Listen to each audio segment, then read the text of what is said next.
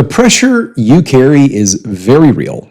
Every week, as a pastor, it feels like a mix of sermon prep, staff management, crisis response, and trying to grow a church that seems stuck at the same size. And there's a question, right, that keeps echoing in your head. Here's the question: what am I missing? The what am I missing pressure is exhausting.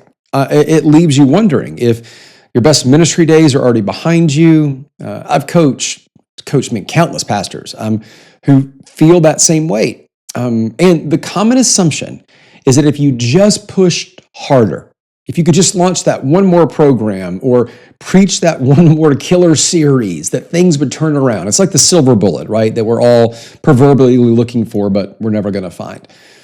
Here's what I have learned. More effort isn't always the answer. In fact, more effort rarely is the answer. Actually, the more effort we put in, sometimes the deeper the hole we dig, the more confused and frustrated we become. And not to mention how your staff or maybe volunteers feel. The breakthrough often starts not with more effort, but with a better question. I mean, think about how pressure works for a minute. It narrows your vision. You start solving symptoms instead of the root problems. I mean, pressure says, we need more volunteers. It says we've plateaued because the culture has shifted. Pressure, right? Pressure screams, I just need to work harder and maybe things will change.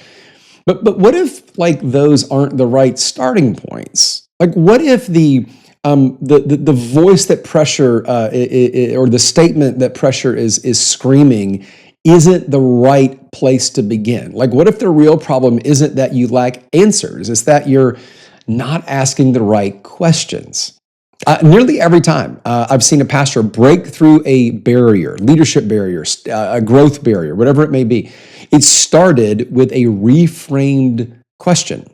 And the reason, I think, is that questions force us to stop, reflect, and see things like we were blinded to, probably, under the pressure. That's the thing I love about a question. It really does force us to stop, pause, reflect, kind of introspect for a minute. And then as we do that, we begin to see things that we just couldn't see because we were working so fast, trying to go further, more effort. And those things can blind us because that's what pressure does. So let me give you just a personal example. My wife wrote about this on her Substack. Chantel Adams, you can look up her Substack. It's actually incredible.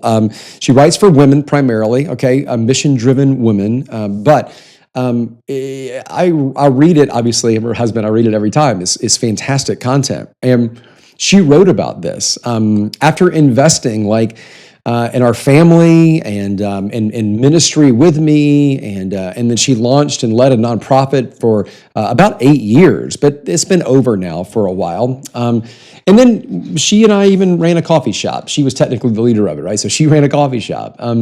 After doing all of that, a few years had passed, and she just wasn't really sure what was next for her. And so she started praying about that, and we talked a lot about it, and so she's on several boards and does different things, but she just wasn't sure, In fact, she was kind of feeling a little, I'll use my word, this is not her word, but maybe just drifting a little bit, maybe a little lost, I guess. And she wasn't actively looking for a role or a job, but she did keep asking questions.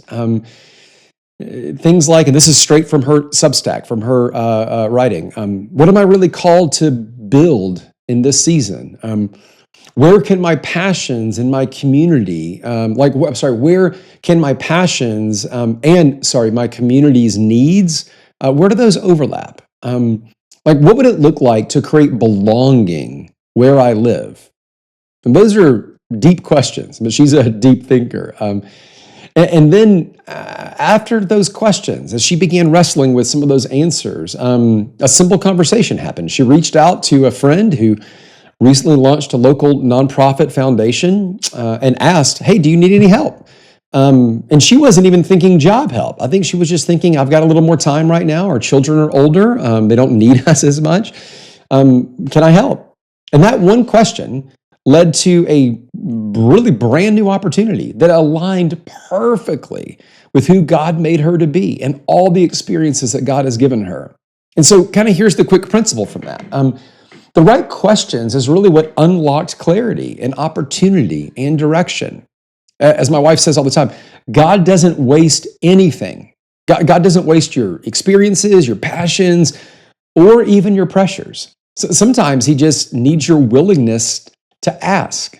So if this is you, the capable but tired pastor, if this is you listening, you don't need another random idea right now, right? What you probably need is a question that can reframe the pressure that you are carrying. So let me just give you a few ideas, okay? And maybe this is your pressure, but it'll give you some ideas if it isn't. So, like for instance, if the pressure you're feeling is we don't have enough volunteers, maybe the question you should ask is not how do we get volunteers? The question is, what would it take to disciple and release leaders, not just fill roles? It's a very different question that would lead probably to a different kind of breakthrough. Here's a pressure maybe you're feeling. We can't break through this plateau, attendance plateau, groups plateau, whatever it is. We can't break through this plateau.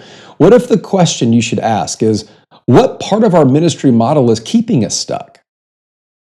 If you're a pastor who just feels overwhelmed, you feel exhausted, that's a pressure. In fact, when people come to my site, gavinadams.com, there's a pressure inventory that I offer. It's an assessment. It's very quick. It's like 5 minutes. And hundreds of people have taken it. Maybe you have too.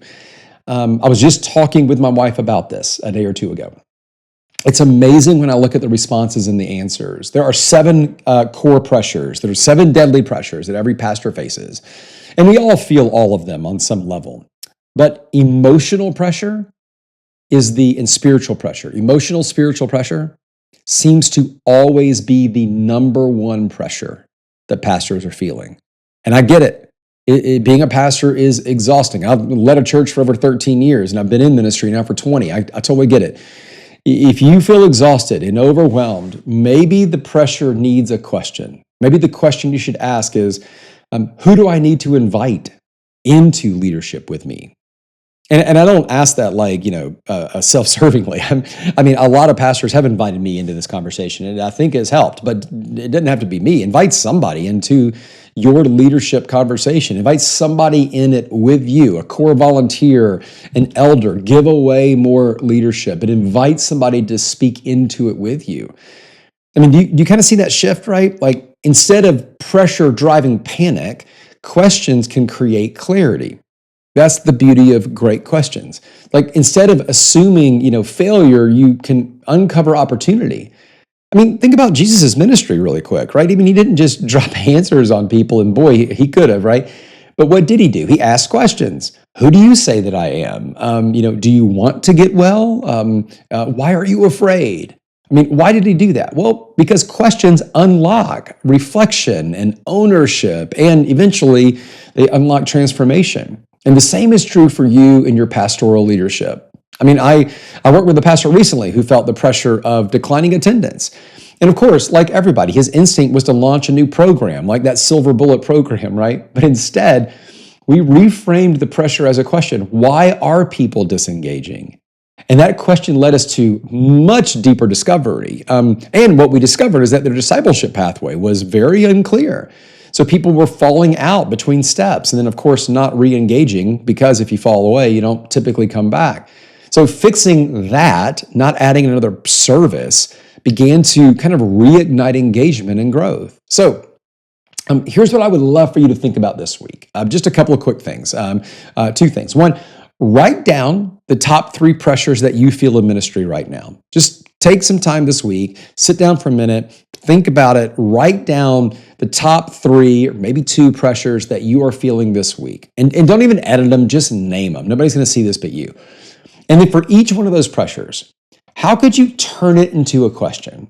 And the question is not, how do I fix this pressure, okay? But what is God showing me through this? What shift is needed in my leadership or our church or our model in light of this pressure? That exercise alone could be all you need to do to change the future of your church, or maybe the future of your leadership, your pastoral leadership. Because the right question doesn't just relieve pressure, it changes direction. So if you are leading under pressure, you don't have to carry that alone. Okay, this is exactly what I do with pastors every week. We turn pressure into clarity and confidence. So don't just carry the pressure. Question it. Right, the right questions may be the turning point your church has been waiting for.